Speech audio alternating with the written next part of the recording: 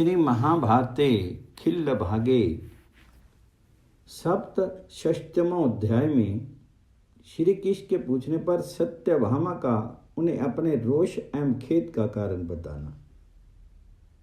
श्री कृष्ण का उनके लिए पारिजात वृक्ष लाने का विश्वास दिला करके उन्हें संतुष्ट करना। सत्यभामा और श्री कृष्ण द्वारा नारद जी का सत्कार तथा नारद जी के द्वारा पारिजात की उत्पत्ति और महिमा का वर्णन। वैशंपायन जी कहते हैं, भारत, नारायण स्वरूप श्री कृष्ण ने प्रेमवश कुपित हुई अपनी अभिमानी पत्नी सती सत्यभामा से पुनः इस प्रकार कहा। श्री भगवान बोले, कमल लोचने, तुम्हारा दुख देखकर मुझे जो शोक हुआ है वह मेरे सारे अंगों को धक सा कर रहा है। वह कौन सा ऐसा कारण है जिससे तुम इस तरह अत्यंत व्याकुल हो उठी हो? सर्वांग शोभनी, मैं अपने प्राणों की शपथ खा करके पूछता हूं, यदि तुम्हें मेरा विनाश अविनिष्ट नहीं है और यदि वह बात एक पत्नी भक्त पति के सुनने योग्य है तो उसे कहो। तब सत्यभामा सत्यव्रत के पालन में स्थित हुए अपने स्वामी श्री कृष्ण से पूर्वत मुख नीचे किए हुए ही अश्रुगद वाणी में यूं बोली, दूसरों को मान देने वाले कमल नयन, केशी नाशन, तुमने ही पहले मेरे सौभाग्य की स्थापना की थी जो जगत में विख्यात हो गया था। देव, तुम्हारी प्रीतमा होने के कारण मैं बड़े गर्व से सिर उठा करके चलती थी और समस्त सौभाग्यवती स्त्रियों के बीच में सर्था सप्रहनीय बनी हुई थी। परंतु आज मैं अपनी सोतों और दूसरे लोगों की दृष्टि से इस तथ्य बात को सुन करके मुझे बताया है। देव ऋषि, नारद ने जो पारिजात का पुष्प तुम्हारे हाथ में दिया था उसे तुमने अपने प्रियजन को दे दिया और मेरी उस अवसर पर उपेक्षा कर दी। जो वस्तु संपूर्ण रत्नों से बढ़कर थी उसे देकर के तुमने देवी रुक्मिणी के प्रति अपने अधिक स्नेह और विशेष आदर को प्रकाश में ला दिया। कहा जाता है कि तुम्हारे सामने ही नारद जी ने तुम्हारी उस प्रीतमा का स्तवन किया और तुम बड़े हर्ष के साथ प्राण वल्लभा की वह स्तुति सुनते रहे। यदि नारद जी तुम्हारे सामने उन महारानी की स्तुति करनी थी तो वहां उन्होंने इस अभागिनी के नाम का उल्लेख किस लिए किया? प्रभु, यदि पहले पन्ने का रस पिला करके प्रेम का आनंद देकर के पीछे संताप भी देना हो तो मुझे तपस्या करने की आज्ञा दो। मुझ पर इतनी कृपा अवश्य करो। कमल नयन, सपने में अपनी आंखों देख करके भी जिस बात पर मैं विश्वास नहीं कर सकती थी वही तुम्हारे देखते देखते घटित हुई। ये मैंने सुना है। मैं जैसा सोची थी उससे कुछ और ही बात हो गई। देव, उन अतुल तेजस्वी मुनि के मन में जो रुक्मिणी देवी की स्तुति करने की कामना थी वह भले ही पूर्ण होती, परंतु मुझे तो यहाँ इसी बात का दुख और रोष है कि वहां तुम्हारा सानिध्य बना रहा। तुम वहां बैठकर के प्राण वल्लभा महारानी जी की स्तुति सुनते रहे। तुमने ही कभी कहा था कि श्रेष्ठ पुरुष संसार में सम्मान के लिए ही जीते हैं। अतः ऐसी दिशा में मैं मान रहित होकर के जीवित रहना नहीं चाहती। जिससे सदा मेरी रक्षा होती आई है उसी की ओर से आज मुझे भय प्राप्त हुआ है। जो सब ओर से मेरी रक्षा करते रहे हैं वे आज मेरा संरक्षण नहीं कर पा रहे हैं। हाँ प्रभु, तुम्हारे त्याग देने पर मैं किस गति को प्राप्त होंगी? तुम्हारे संग से वंचित होने पर मेरी दशा निश्चित ही कुमुद्वती की सी हो जाएगी।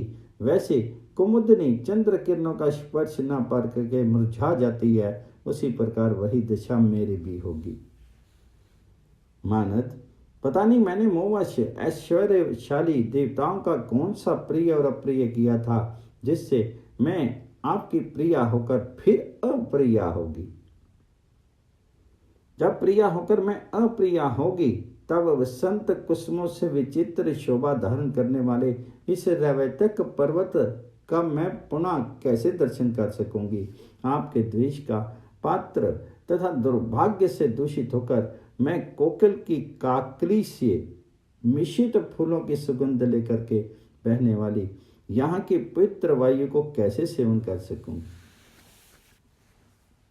देव, आपके अंक में स्थित होकर के महासागर में जल क्रीड़ा करने का सौभाग्य प्राप्त करके अब दुर्भाग्य की मारी हुई मैं कैसे इस समुद्र की ओर दृष्टिपात कर सकती हूँ।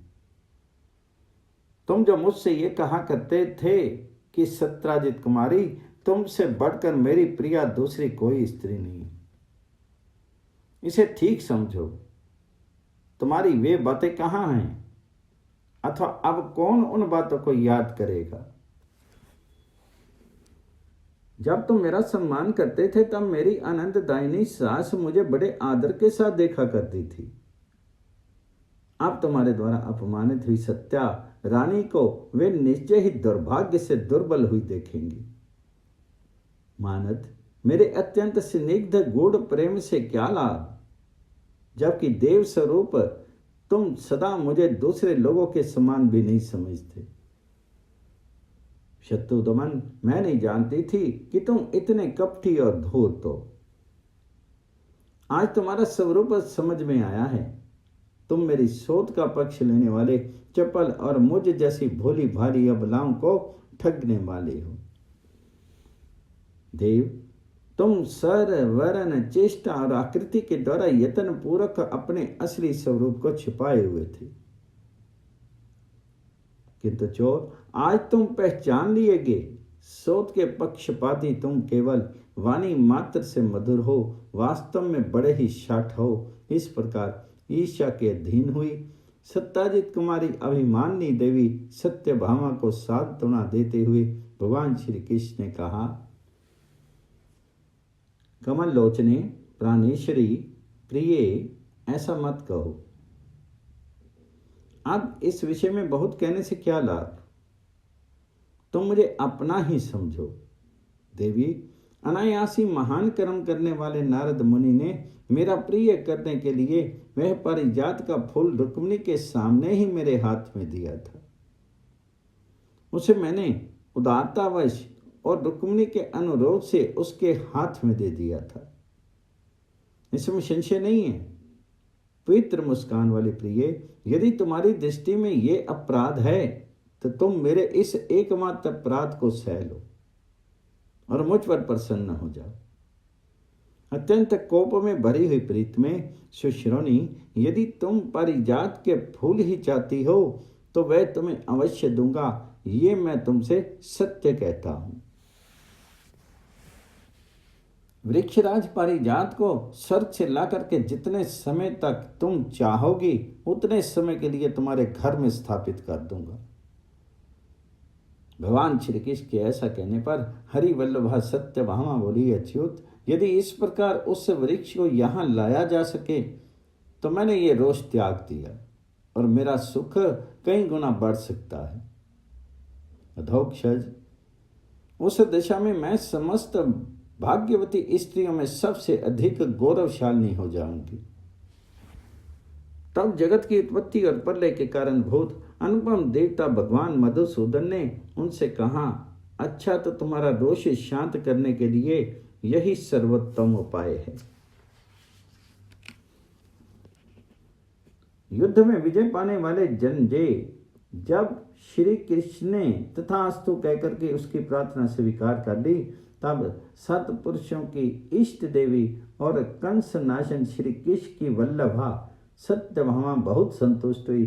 तदंतर सबकी उत्पत्ति करने वाले सर्वेश्वर जगन्नाथ श्री कृष्ण ने, जो सत्पुरुषों की संपूर्ण कामनाओं के दाता हैं, स्नान और अन्य सब आवश्यक कार्य किया। नरेश्वर, तत्पश्चात भगवान ने देवऋषि नारद का चिंतन किया। नारद जी उस समय महासागर में स्नान कर रहे थे। स्नान के पश्चात वे मुनि श्रेष्ठ भगवान श्री कृष्ण के पास आए। उन्हें आया देख करके सत्पुरुषों के आश्रयदाता धर्मात्मा दीक्षित श्री कृष्ण ने सत्या के साथ उनका विधि पूर्वक पूजन किया। उस समय सत्राजित की पुत्री ने स्वयं ही नारद जी के दोनों पैर धोए और भगवान श्री कृष्ण ने स्वयं ही झाड़ी से जल गिराया। जब वे सुखपूर्वक बैठ गए तब अपने मन को वश में रखने वाले जगत गुरु भगवान श्री कृष्ण ने मुनि के लिए उत्तम अन्न परोसा। लोक श्रेष्ठ भगवान श्री हरि के सत्कार पूर्वक दिए हुए उस अन्न को वक्ताओं में श्रेष्ठ उदार बुद्धि नारद मुनि ने बड़ी श्रद्धा के साथ भोजन किया। प्रभु तदंतर हाथ मुंह धो करके आचमन करके तृप्त हुए मुनि ने भगवान जी को बहुत से आशीर्वाद दिए और भगवान केशव ने प्रसन्न चित्त से उन आशीर्वादों को ग्रहण किया।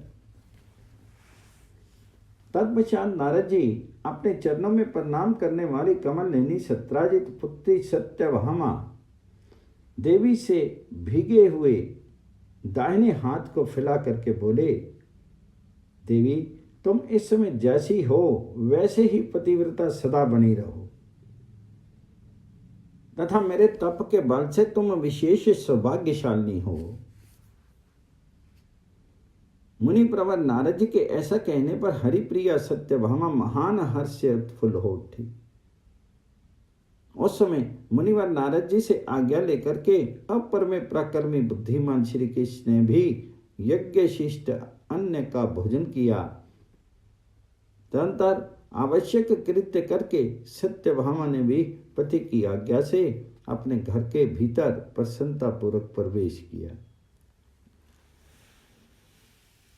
इसके बाद पुनः श्री कृष्ण की ही आज्ञा से सत्या देवी भीतर से निकली और महात्मा नारद जी को नमस्कार करके श्री कृष्ण के पार्श्व भाग में बैठ गई। 2 घड़ी तक बैठने के पश्चात नारद जी ने श्री कृष्ण से कहा, अधोक्षज हाँ मैं इंद्रलोक को जाऊंगा, अतः जाने की अनुमति चाहता हूं। वहां देव गंधर्व और अप्सराएं आदि देव ईशान भगवान महेश्वर को नमस्कार करके उनकी प्रसन्नता के लिए नृत्य एवं गान करेंगे। प्रभु देवादिदेव महादेव जी की पूजा के लिए महेंद्र भगवान में प्रति मास इस नृत्य और गान का समुचित आयोजन होता है। परतों का विघात करने वाले देव श्रेष्ठ इंद्र द्वारा भक्ति भाव से किए गए इस आयोजन को अपने श्रेष्ठ पार्षदों तथा भगवती उमा सहित देवादिदेव भगवान महादेव अदृश्य रह करके देखते हैं। माधुते आपका भला हो। इंद्र ने विशालकाय वृक्षराज पारिजात का फूल देकर कहे, पहले ही दिन मुझे वहां आने के लिए निमंत्रित किया था। प्रभु तरुराज पारिजात का ये फूल जिसे मैं स्वर्ग से आपके लिए ही लाया था, देवताओं के उपभोग की वस्तु है। कमल नयन वह वृक्ष इंद्रपत्नी शची की सदा ही प्रिय है। प्रतिदिन पूजित होने पर वह अवश्य सौभाग्य की प्राप्ति कराता है। धर्मपरायण महात्मा कश्यप ने अदिति देवी के पुण्य कर्म के लिए उस समय पारिजात नामक महावृक्ष की सृष्टि की थी। कहते हैं पूर्व काल में अदिति देवी ने महातेजस्वी कश्यप मुनि को अपनी सेवा से संतुष्ट किया। तब तपोनिधि मृषि नंदन कश्यप ने उन्हें इच्छा के अनुसार वर मांगने के लिए कहा। उस समय उन्होंने उनसे कहा, मुनि श्रेष्ठ मुझे कोई ऐसी वस्तु दीजिए जिससे मैं सदा सौभाग्यशालिनी बनी रहूं। इच्छा होते ही समस्त आभूषण से विभूषित होकर के जाऊं।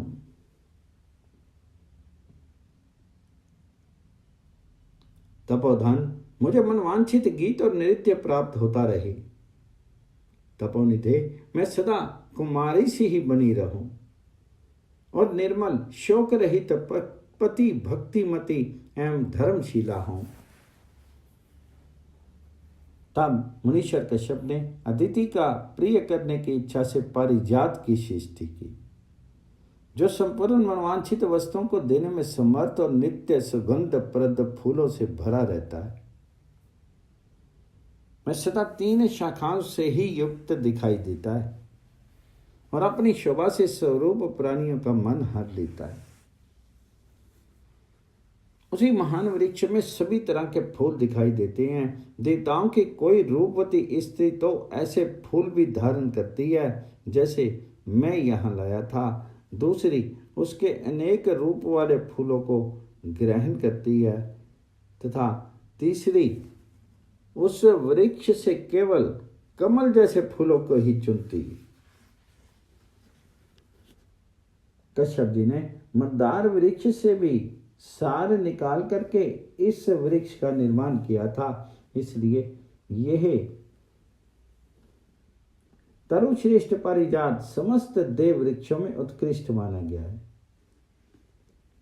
तंत्र शुभ लक्षणा देवी अदिति ने पुण्य और सौभाग्य की वृद्धि के लिए उस वृक्ष के पास कश्यप जी को बांधकर मुझे दान कर दिया था।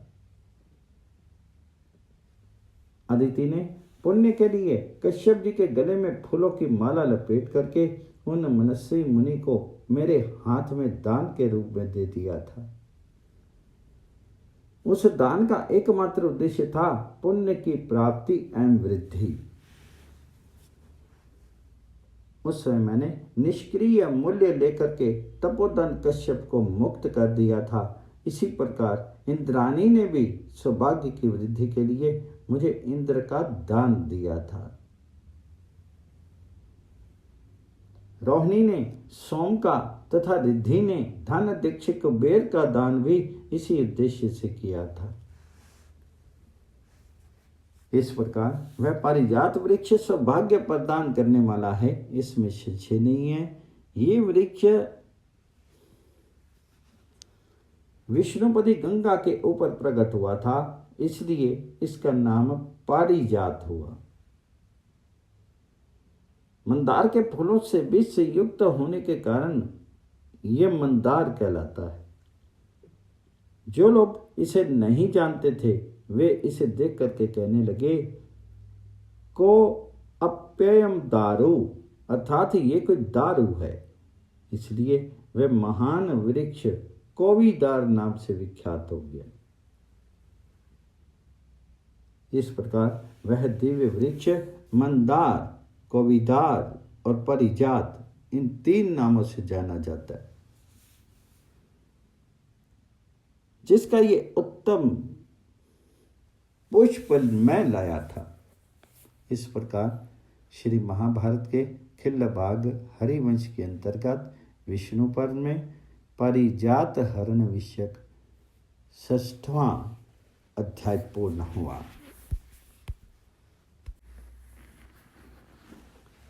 श्री महाभारत खिल्लबागे अष्टषष्ठमों अध्याय में श्री कृष्ण का पारिजात वृक्ष मांगने के लिए नारद जी के द्वारा इंद्र के पास संदेश भेजना और ना देने पर उन्हें गदा मारने की धमकी देनी। वैशंपायन जी कहते हैं, जन्मेजय निरंतर अनंत पराक्रमी भगवान श्री कृष्ण ने इंद्रलोक को जाने की इच्छा वाले मुनिशेष नारद से वहां इस प्रकार कहा।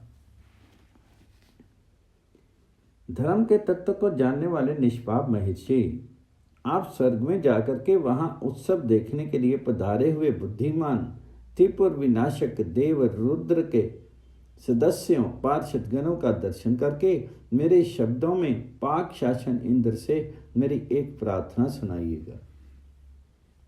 मुनि, मुझ में और इंद्र में जो पुराना वामन अवतार के समय का भ्रातृभाव है उसे तो आप जानते ही हैं।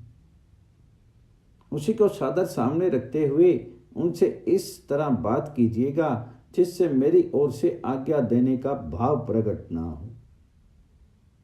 नारद जी से ऐसा कहकर के श्री कृष्ण ने अपना संदेश इस प्रकार उपस्थित किया।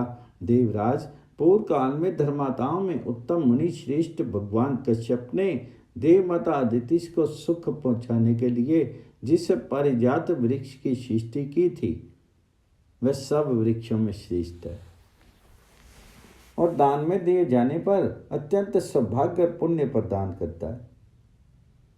अमर श्रेष्ठ, सुनने में आया है कि पहले सदा धर्म में तत्पर रहने वाली अदिति आदि देवियों ने धर्म के लिए ही आपके उस उत्तम वृक्ष को व्रत पालन पूर्वक पति सहित दान कर दिया था और उसे नारद जी ने पुनः आपको लौटाया था। प्रभु, इस बात को सुनकर के मेरी पत्नियां भी पुष्प पुण्य ध्यान धर्म तथा मेरी प्रसन्नता की प्राप्ति के लिए उसका दान करना चाहती हैं। इसलिए आपके इस भाई ने उस पारिजात नामक महान वृक्ष को द्वारकापुरी में मंगवाया है। यहाँ दान का कार्य संपन्न हो जाने पर आप पुनः उस वृक्ष को स्वर्गलोक में ले जा सकते हैं। आप वे नारद जी को संबोधित करके बोले, भगवान मुनि श्रेष्ठ, बलासुर का भेदन करने वाले ऐश्वर्यशाली इंद्र को आप मेरा संदेश इसी रूप में सुनाइएगा। इस विषय में आपको वैसा प्रयत्न करना चाहिए जिससे देवेश्वर इंद्र वह तरु श्रेष्ठ पारिजात मुझे दे दे। तपोधन, दूत में जितने गुण होने चाहिए वे सब मुझे आपके भीतर दिखाई देते हैं। मेरे मन में आपको सौंपे गए सभी कार्यों की सम्यक रूप से सिद्धि के लिए निश्चित संभावना बनी हुई है। नारायण स्वरूप श्री कृष्ण के ऐसा कहने पर तपोदिन भगवान नारद मुनि ने हंस करके केशी नाचन भगवान श्री कृष्ण से इस प्रकार कहा, यदुश्रेष्ठ, मैं स्वीकार करता हूँ, मैं देवराज इंद्र से ऐसी ही बात कहूँगा, परंतु मुझे मालूम है कि देवराज इंद्र उस पारिजात वृक्ष को किसी तरह भी नहीं देंगे। जनार्दन, पहले की बात है, दानवों देवताओं के पर्वत श्रेष्ठ मंदिर को क्षीर सागर में डाल करके उसका मंथन करके पारिजात वृक्ष को वहां से निकाला था। तत्पश्चात पूर्व काल में गिरी श्रेष्ठ मंदराचल से लोककर्ता भगवान शंकर ने उसी पारिजात को लेने के लिए मुझे इंद्र के पास भेजा था। उस समय इंद्र ने स्वयं ही जाकर के भगवान शंकर से प्रार्थना की और नम्रता पूर्वक यह निवेदन किया कि वह वृक्ष शची के उद्यान में क्रीड़ा वृक्ष के रूप में रहे। अनघ, तब महादेव जी ने तथास्तु कहकर के इंद्र को उसे रखने के लिए वरदान दे दिया। फिर वे विचित्र कंदराम से शोभित मंदराचल पर उस पारिजात वृक्ष को नहीं ले गए। महाबाहो, इस तरह प्राचीन काल में महेंद्र ने वह शची का क्रीड़ा वृक्ष है ऐसा बहाना बना करके पारिजात को शंकर जी के अधिकार से छुड़ा दी। तब उमा देवी का प्रिय करने के लिए साक्षात भगवान शिव ने मंदराचल की 200 कोस विस्तृत कंदरा को ही पारिजात के वन से परिपूर्ण कर दिया। श्री कृष्ण, उस श्रेष्ठ पर्वत पर वहां ना तो सूर्य की प्रभा पहुंच पाती है, न चंद्रमा की शीतल किरणों का प्रवेश होता है और न वायु ही पहुंच पाती है।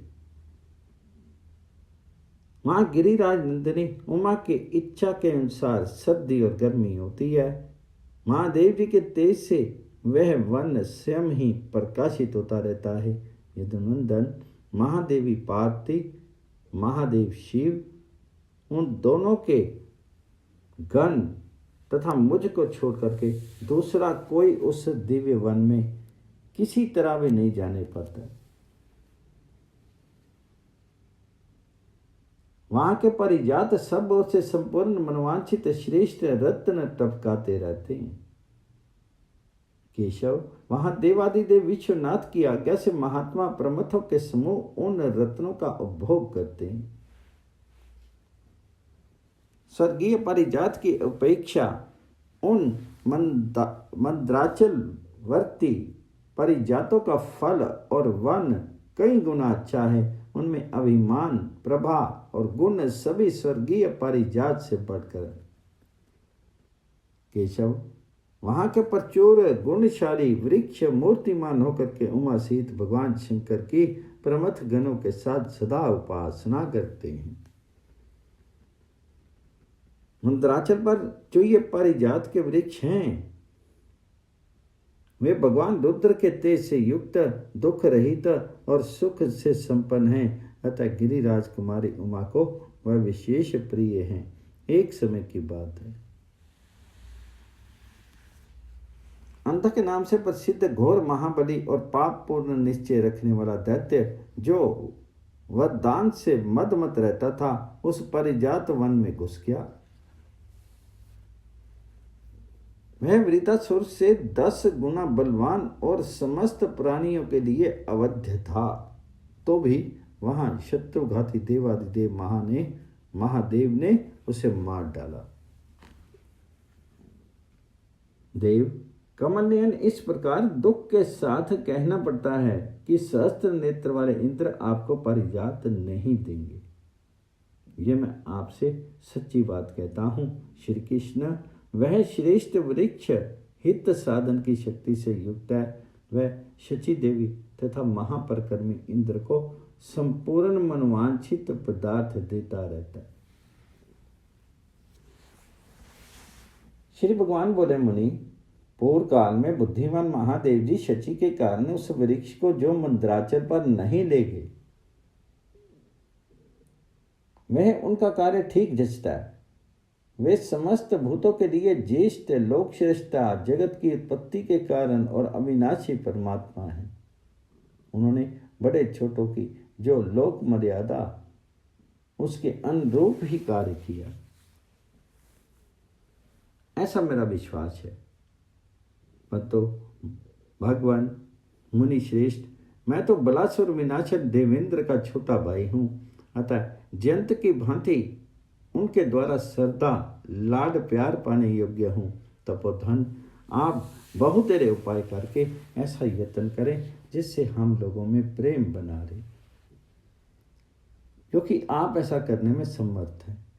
प्रभु, मैंने सत्यभामा के पुण्य कार्य का संपादन करने के लिए ये प्रतिज्ञा की है कि मैं पारिजात वृक्ष को स्वर्ग से यहां ले आऊंगा। निष्पाप तपोधन, मैं अपने उस वचन को मिथ्या कैसे कर सकता हूं? विप्रवार, मैंने पहले भी कोई मिथ्या बात नहीं कही है। मुनिश्रेष्ठ, मेरी प्रतिज्ञा भंग हो जाने पर समस्त लोकों में विपल्लव मच जाएगा। सब लोग झूठ बोलने लगेंगे। मुझे तो जगत की स्थिति के लिए उत्तम गुण से युक्त समस्त लोक धर्म को धारण करना चाहिए। जिस पर ऐसा उत्तरदायित्व हो, वह झूठ कैसे बोल सकता है? मुनि, आपका कल्याण हो। यदि समस्त देवता, गंधर्व, राक्षस, असुर, यक्ष और नाग भी उद्यत होकर के आ जाएं, तो मेरी प्रतिज्ञा को नष्ट करने में समर्थ नहीं हो सकते। यदि आपके याचना करने पर अमरेश्वर इंद्र पारिजात नहीं देंगे, तो मैं उनके उस वक्ष स्थल पर जहां का अनुलेपन शची के आलिंगन से मिट गया है, अपनी गदा का प्रहार करूंगा। यदि वे शांतिपूर्वक मांगने से पारिजात वृक्ष नहीं देते हैं, तो मेरा इंद्रलोक पर आक्रमण करने का उत्तम निश्चय श्रद्धा अटल है। ये उन्हें बता दीजिएगा, तथा उस दशा में आपको भी वहां अवश्य यही निश्चय करना चाहिए। इस प्रकार श्री महाभारत के खिल्लबाग हरिवंश के अंतर्गत विष्णु पर्व में पारिजात हरण के प्रसंग में नारद और श्री कृष्ण का वार्तालाप विषयक 68वां अध्याय पूर्ण हुआ।